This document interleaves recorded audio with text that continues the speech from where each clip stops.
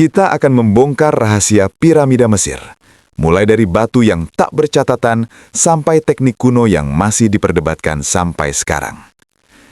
Piramida yang terkenal di Giza, Mesir, dibangun sekitar 4.500 tahun yang lalu pada era Kerajaan Lama Mesir. Bangunan ini bukan hanya batu biasa. Ini adalah makam raja-raja Firaun yang percaya bahwa hidup mereka tidak berakhir setelah mati. Mereka ingin membawa kehidupan duniawi ke akhirat, dan piramida dipilih sebagai tempat itu. Piramida dipakai sebagai makam raja, tetapi kita sama sekali tidak punya catatan rinci tertulis yang menjelaskan proses pembangunannya. Itu artinya, bangunan ribuan ton ini berdiri kokoh tanpa manual instruksi yang tersisa. Bayangkan ini, lebih dari 2,3 juta batu besar, masing-masing seberat antara 2,5 sampai 15 ton dipindahkan dari berbagai lokasi.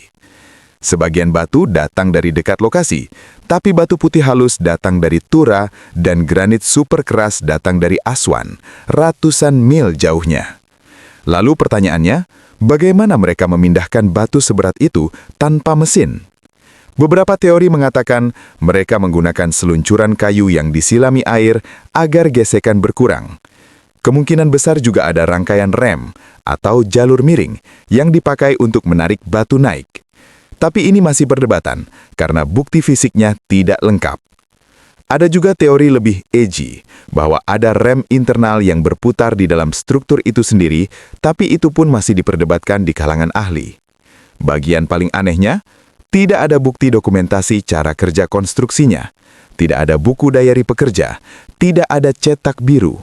Hanya logika, batu, dan jejak arkeologi. Sejak dulu banyak yang mengira piramida dibangun oleh alien atau kekuatan super yang tak terjelaskan.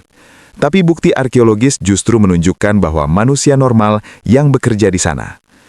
Catatan papirus berusia ribuan tahun yang ditemukan, seperti Diary of Merer, menunjukkan catatan praktis tentang transportasi batu putih dari Tura ke Giza melalui Sungai Nil.